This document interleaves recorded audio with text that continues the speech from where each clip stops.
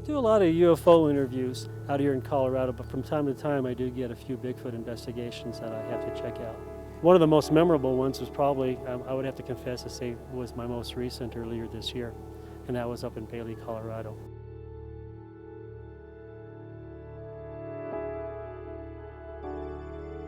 Joe Fix is a really good friend of mine. I met him a few years ago in Denver. He's a Bigfoot investigator out here in this part of Colorado. A very interesting, intriguing person, wealth of information on Bigfoot. At 10 years old, I rapidly realized that, the world isn't really what everybody says it is, and that things like this are possible and do exist. A lot of people think that this stuff only happens in Canada and the Pacific Northwest, but the fact is that we have traceable histories all over the planet and all over this country, coast to coast. What we're doing here today is, this is known as a preliminary expedition. It's a field survey, really. We have a witness that is claiming that something's coming around her house. She doesn't really know much about Bigfoot at all. She became incredibly distressed when she started finding 17-inch tracks with toes and things like this, damage to her house as I described earlier. Her dog acting strange and his behavior patterns changing. And eventually, she talked to this person and that person. Eventually she talked to a friend of hers that happens to be the state director in Colorado in MUFON, the Mutual UFO Network, Leslie Varnicle. Leslie told her, I know this guy, you should call him, you should talk to him, and tell him what you're telling me, and he'll tell you what you can do about it, and he'll give you some information that will make you feel a little more at ease about it. Because the woman was pretty stressed out and pretty panicked and was, like I told you earlier, at the point where she's just literally sitting at home, sitting in the living room with a loaded gun in her hands waiting for something to happen. These doors that go to this woman's living room, and through here where the young ones ran on Tuesday. She had two young ones about 5 feet tall, jet black. She said that they were human-shaped, head, torso, arms, legs, but she said the way they just zipped through the woods and then shot up the hill, she said there's just no way it could be a person. One thing we want to also keep an eye on while it's still daylight is the tops of these trees. They often break the tops of these trees and point them in different directions. And the breaks aren't just breaks, they're twists. You know what I mean? So they kind of wrench and twist it, and then that branch kind of holds that direction. And again, we don't know what that means, but we think it is like a directional road sign that they use between each other. Like a trail marker? We also want to look for, you see this tree here? The one that's with the bent? Yep. That are bent and fixed like that into an arch. Okay. And again, no one knows what this means, but the Bigfoot community is just now getting around to recognizing these things and recognizing that there is intelligence there, and there's certainly a communication system that they use with each other that is really significant. One of the interesting things about Bigfoot investigations is really they're ongoing. You really don't know when Bigfoot's in town. They constantly move. They're constantly doing the proverbial walkabout. They're never in one location. So, when you have the opportunity to pounce on a sighting, you want to jump on it as fast as possible. When we first got here, Joe. Yes. I noticed that track right there. That one right there? Yeah. It's too indistinct to really say, really. But you want to look 5 feet in front. And keep an eye on and examining your own tracks, and like right there's a good spacing. We have a spacing of maybe 1.5 feet or so at best on the average adult human. The average adult Sasquatch, however, is 5 to 7 feet. So snow is wonderful for that perspective, because it's impossible to traverse snow and make these fake giant footprints 5 and 7 feet apart without leaving any other marks on the snow. That's next to impossible. I think a lot of people focus on evidence too much, and it repels these things. I've seen that for myself in the field. Somewhere between 12 and 14 years ago, I gave up hauling plaster casts and recorders and cameras with me all the time. Sometimes an experience should just be between you and whatever that phenomenon is. You know, the world doesn't have to know every detail about everything, and personally, I don't give a damn what anybody believes. You know, I first and foremost, this is from my own experience, my own understanding, and then secondly, if there's something that can be shared with the public or other researchers, if they're prepared to receive it, that's fine too. I'm 100% dedicated to education and this kind of stuff, but I'm not really in a position to where I feel the need to argue. Yeah, you can see the urine there. And I'll probably collect that just in case in the morning. I don't think that it's Bigfoot urine, Yeah. you know what I mean? But I'll collect it just in case. It's most likely deer. When we collected the urine in Tennessee in 2004, you could see where the stream just pounded the material that they were urinating on. And so I would imagine it would be the same in the snow. I don't think there actually is an increase in Bigfoot sightings. The Bigfoot are out there all the time. What's happening is people are migrating into the areas where Bigfoot is traveling. And they're becoming more aware now of who to talk to and when to talk to these people to be able to report a sighting. Bigfoot had been here before we migrated to this land, and probably before the Native Americans migrated to this land. Like any other animal, we're just kind of invading their space. Now, the witness said that somebody or something is coming over trying to disconnect Yep. the Oh, what a sweet this dog. cable right here. What a sweet dog, yeah.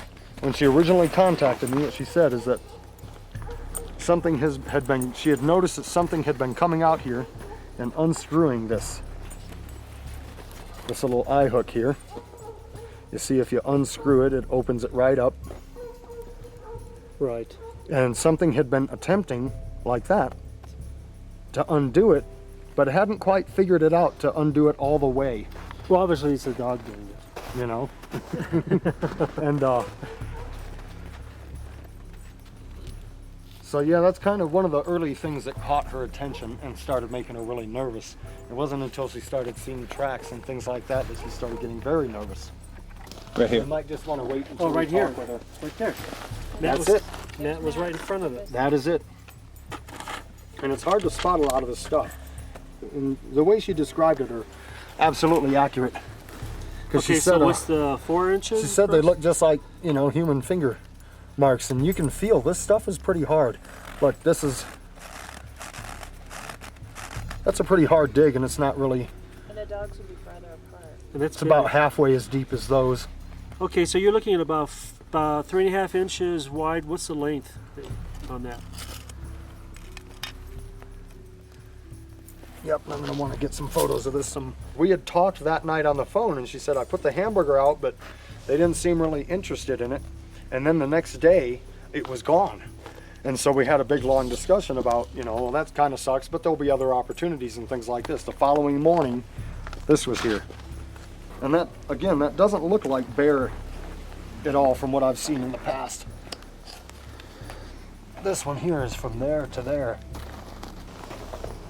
So yeah, you want to keep an eye out for subtle things like that. That's definitely not her dog. I think we can pretty much rule that out. Simultaneously with the tampering with the tether here, the dog started getting more and more comfortable about staying out here at night. And he would be reluctant to come outside when she went to put him out when she's getting ready for work. And he would whimper a lot, which he didn't normally do. And so those were the first primary things that were telling her, you know, something's going on out here. I don't know why the dog's behavior's changed so dramatically. And that's kind of what caught her attention to it. You know, we're running out of light, so we better get this rope up. Yep. And it looks like they're coming down this way, so would you suggest coming up Yeah. this hill a little bit, maybe catching it there? Yeah. The lady there who owns the house, she gave us free reins of the cabin, so we spent the night there. We set our cameras up, our night vision cameras, and in specific locations to see if we could capture any movement throughout the night. When Joe and I were inside the kitchen area of the cabin, we heard this screaming coming from outside. We immediately looked at each other and kind of had that panic look. and we just kind of bolted to the front door of the cabin. As we come flying out of the front cabin door, you could hear screaming echoing in the background. And the first thing that I was worried about was I knew Matt and Trina were out there, my other two investigators. I didn't know where they were, and I was a little worried about them at first because I didn't know how far or how close they were. You know, were they close to where the scream was coming from, or are they out in the middle somewhere setting up a camera? So the first thing I was looking for was Matt and Trina, and I could see them off just to my right, and I noticed that they had a camera and they were filming this. Off to my left, Joe was looking at me, and we're deciding, okay, what do we do now? Do we try to go towards it? Or do we stop for a second, gather our thoughts, and kind of decide what we're going to do? At that point, we decided the best thing to do is to record the scream and try and get the most information we could on the location of the scream.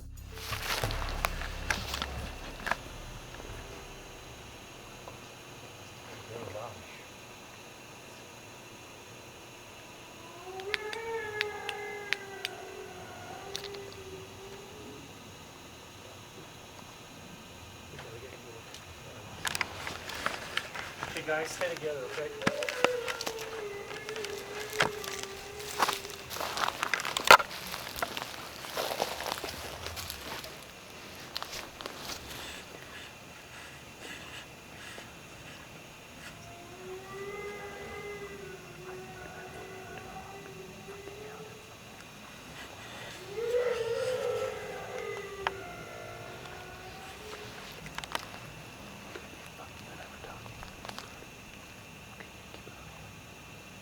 I'm not with them.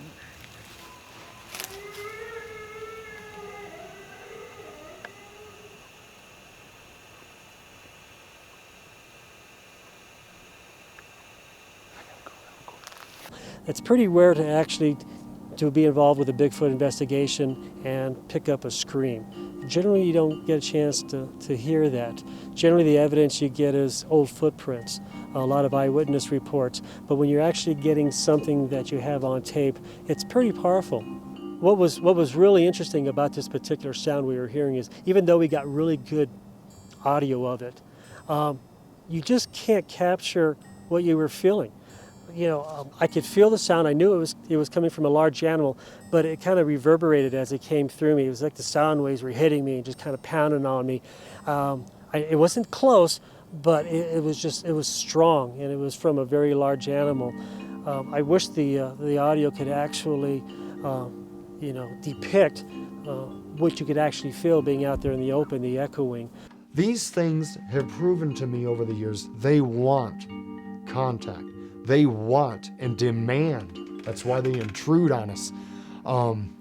I've seen so many people that don't believe in any of this stuff, like this lady here. She didn't even know anything about Bigfoot. And boom, it's there and there's nothing she can do. Let's go with it. That's why I tell her the healthiest thing, go with it, man. But don't look at it as, man, there's this creepy, horrible thing out there in the woods in my yard. What's going on? You know what I mean? Look at it as, wow, isn't this amazing? Isn't this fascinating? Isn't this neat? This particular investigation out of Bailey is an ongoing investigation. And the reason why it's an ongoing investigation is because after talking with Joe, we've been able to pretty much map out certain areas where we've had Bigfoot sightings across Colorado. And there really is kind of a trail or kind of a path that they normally take. And we do know that they are seasonal. Now, they may be seasonal every other year or every year because we really don't know how big of an area they're actually traveling. There are those people that just refuse it no matter what. I don't believe any of this stuff should be forced onto anybody. Everybody should go at their own pace. I've seen things in my day that unnerved me and took me to the very, fringe of my nerves, you know what I mean? And it's not good. Some people don't need this proven to them. And that's what a lot of people try to do in these kind of fields. They want to prove this to the world. And they want to make all these people that deny it, they want to make them acknowledge it. That's not really healthy. Some people just are not psychologically and emotionally prepared